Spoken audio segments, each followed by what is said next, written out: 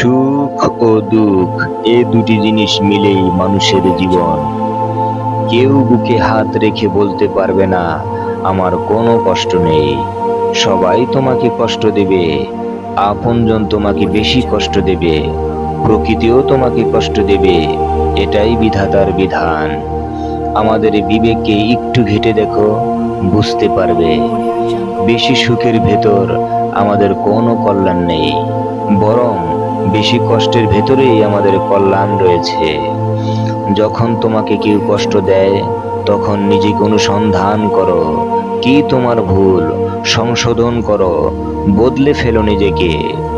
আপনজন যখন তোমাকে কষ্ট দেয়, হতাশ হইও না, ধৈর্য ধারণ করো, সর্বদা সদাচরণ করার চেষ্টা করো, অর্পিত কর্তব্য পালন করে যাও তোমার পালনকর্তার নামে। তুমি সম্পূর্ণ সৎ থাকা সত্ত্বেও মানুষ যখন তোমাকে কষ্ট দেয়, তখন তুমি বুঝে নিও আল্লাহ তোমাকে অনেক বেশি ভালোবাসে। সবার কাছ থেকে সরিয়ে তোমাকে একাকী করে দিয়ে সে তোমাকে তার করে নিতে চায়।